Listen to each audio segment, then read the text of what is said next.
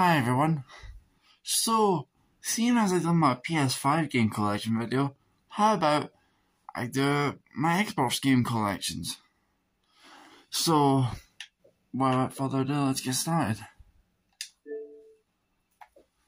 Crash Team Racing Nitro Fuel.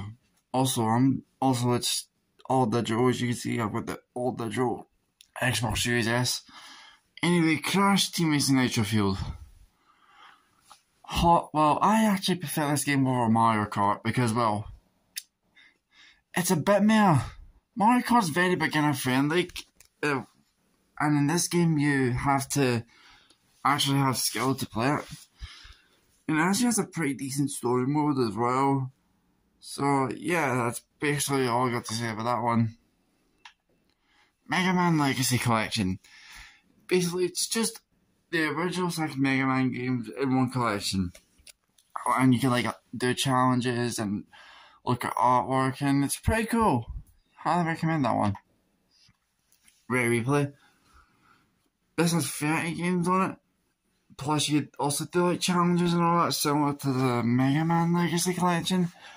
And yeah, I think I think Rare Replay's better than that.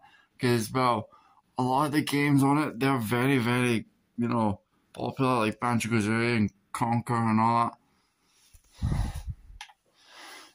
We got Sega Mega Drive Classics, such a great compilation. It's pretty much every single classic Sega Mega Drive game, or Genesis if you're in America. So yeah, recommend that one. That was all the Xbox One games. We got the Xbox 360 and Xbox games. Altered Beast. Yeah, it's a good game, but quite difficult. Even people who are pros at the game admit the game's quite difficult. So yeah, that's basically all I got to say that one. Banjo-Kazooie Nuts and Bolts.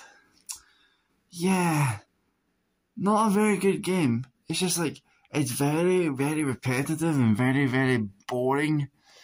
Soundtrack is pretty good and the graphics are really good, but yeah, not a very good game.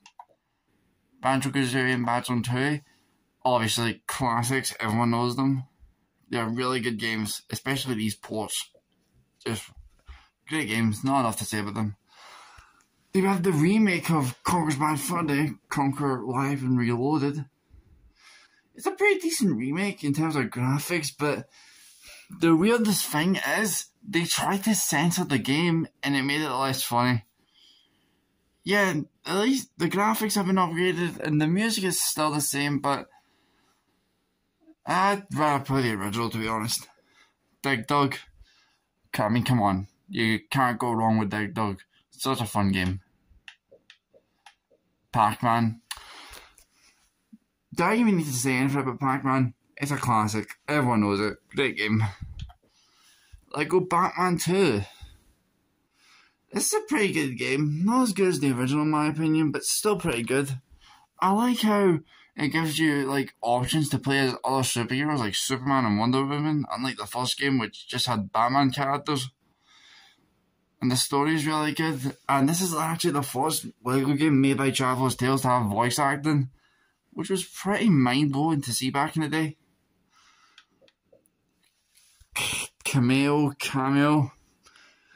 I've not played much of this one. To be honest, I don't really intend to. Oh, Jetpack Refueled. Pretty good. Not as good as the original Jetpack, but still good. Doritos Crash Course. Honestly, this is a really fun game and a very underrated game. It's just that it has a good sense of challenge and the levels are quite interesting. And yeah, that's basically all I got to say about that one. Perfect Dark and Perfect Dark Zero. Perfect Dark Zero is not very good, but the original, very, really good. Sorry. Yeah. Original Perfect Dark is very, very good. Perfect Dark Zero on the other hand, blah. Sonic Adventure. Now this port isn't the best, but this is not going to stop me from loving this game anymore. It's such a good game. Same with Adventure 2. Both of these games right here are big parts of my childhood right here. Yeah, these games are amazing. The soundtracks are brilliant. The graphics are great. Even in the DX version, they're great. So yeah, well, the DX version for Sonic Adventure 2 and the battle version of Sonic Adventure. The DX version of what I mean is the DX version of Sonic Adventure has good graphics. Same with the battle port of Adventure 2. So that's it. Alright, same. Viva Pinata. Not played much of this one either, but from what I've played, it's actually pretty fun. Like, really creative, really cute, and I've not really got anything else to say about it. Sonic Unleashed. If you've seen my review of Sonic Unleashed, then you know perfectly how I feel about this game. Such an amazing game. Fun fact, out of all the games in the collection, this is the only one that I own physically. Let me go get it. So yeah, here's my physical version of Sonic Unleashed.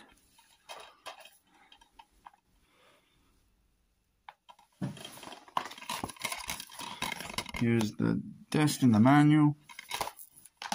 Oh no, I got nothing to say about this game. If you see my review, you know how I feel about it. Sonic the Hedgehog 2. Obviously not as good as the original, but still a very good game. Yeah, that's all I got to say about that one. Sonic the Fighter was a very, very mediocre fighting game that, to be honest, I couldn't even complete it because the final boss is so bull. Yeah, so that's all I got to say about that one, yeah. Sonic Generations. Love this game. Like, especially on Xbox Series X and S, it got an FPS boost, which it really, really needed, along with Unleashed. So yeah, basically just one big nostalgia trip, basically, for good and bad games. So yeah, still a good game. A really great game, I meant. Sonic CD. Come on, Sonic CD. It's a great game. It introduced Metal Sonic. It was probably one of the few good games for the Sega CD. It was definitely one of the few good games for that console. So yeah, that's Sonic CD. Lastly, we got Viva Pinata Trouble in Paradise. Again, like the first Viva Pinata, I've not played much of it, but from what I've played, it's basically just the same game as the original. So yeah, still a good game, but not as good as the original. So yeah, that was my whole entire Xbox collection. I hope you enjoyed and see you in the next one.